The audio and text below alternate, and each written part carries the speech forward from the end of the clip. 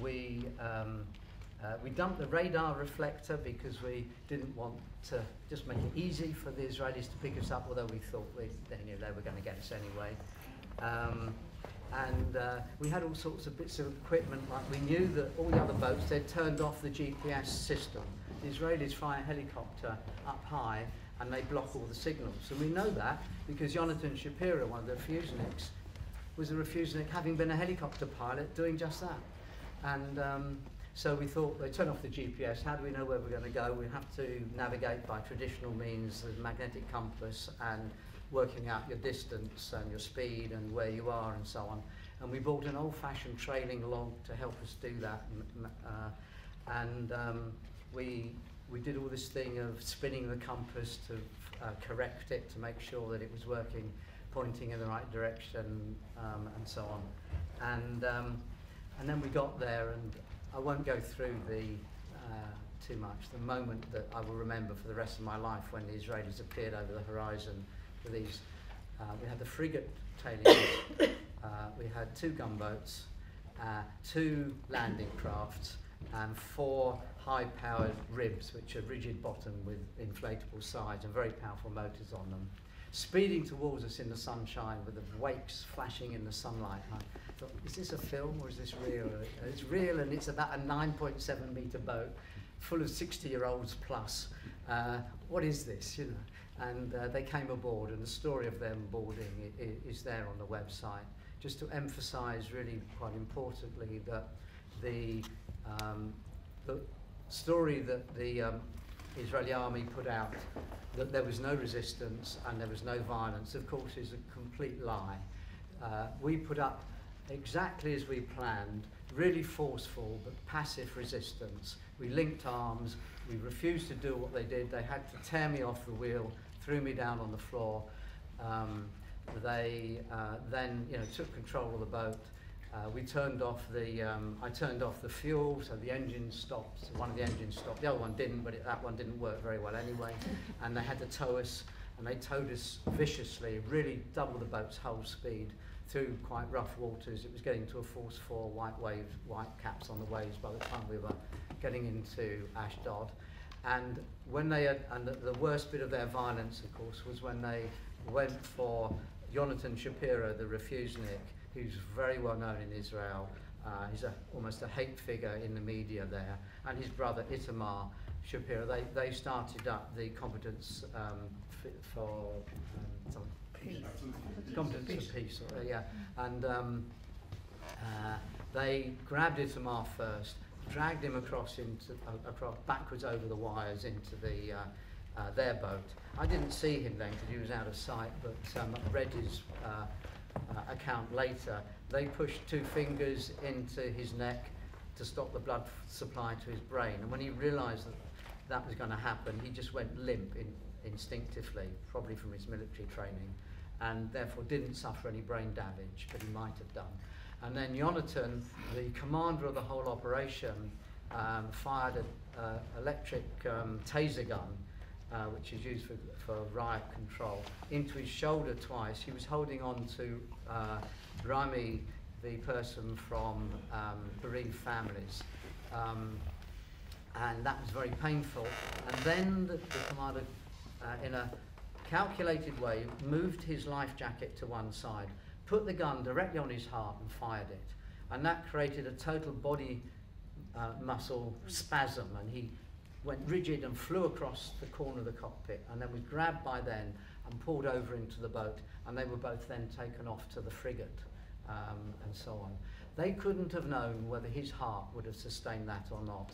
It's illegal in the States, for the United States, for the law enforcement agencies to fire directly into the heart, because there's been a number of deaths as a result of that. And so Itamar and Jonathan particularly were very lucky that they survived, and the Israelis were lucky that they didn't have another public relations disaster on their hands. And we've written them an open letter about that. And then, yeah. Can I just ask, have you put out a press statement? Yeah, we have, yeah, and an open letter to Netanyahu. And then we had some Kafkaesque moments then. I get into we get into Ashdod. I'm the last stop. We have about 100 people in uniform all welcoming us. The operation must have cost millions. And then I'm waiting to try and do an inventory on the boat of the valuables and so on. And a major comes up to me, and he won't tell me his first name is David. He won't tell me his surname, so I call him Major. And he came up and he said, "I'll take your stuff to the aid that you've got to Gaza if you give me permission to." And I said, "Great." So he gave me his email, and I've emailed him that authority, and of course heard nothing.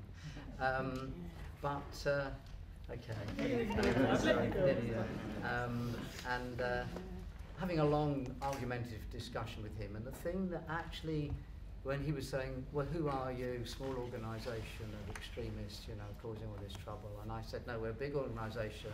We believe we represent across Europe and America tens of thousands of Jews with the same ideas."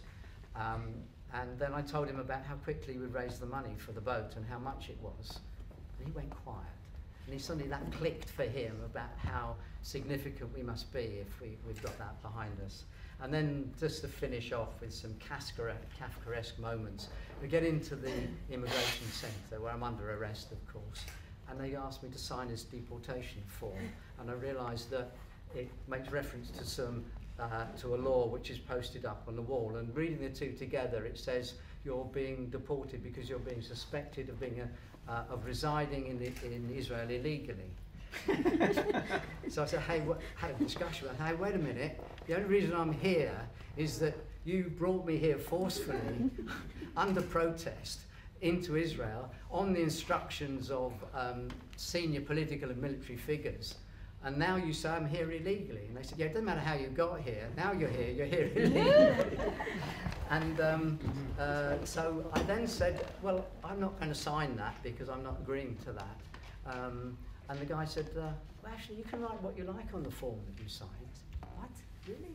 He said, "Yeah." I said, "Can I have a photocopy?" He said, "Sure." So I wrote on the form, and I think we just put it up on the website, that I didn't recognise these laws. They don't. They're not legal internationally, and therefore there was no jurisdiction for deporting me, and therefore, etc., etc., etc. For what it's worth, I made my principal point, and then I get to locked up for the night. Not bad, treated okay, clean accommodation, got a shower in the end, and so on. And we're taken to the plane the next day, and they've replaced the regular guards with two other guards on change shift, and they were Ethiopian Jews, two black guys, and they then produce some ankle cuffs for me, handcuffs that go on your ankles with a big chain. And I said, "Hang on, this just is not necessary. I'm British citizen, you're taking me to the plane so I can fly home where I want to go. I'm not going to run away, am I? And anyway, you're half my age, there's two of you can catch me, And they said, "Well, we're very embarrassed about this, we're very sorry, but it's a regulation, so we have to do it. So on go the ankle cuffs." Then they drive me right to the tarmac, and then I have to climb up these iron steps to the entrance door, right to where the chute where people come down into the plane joins the plane.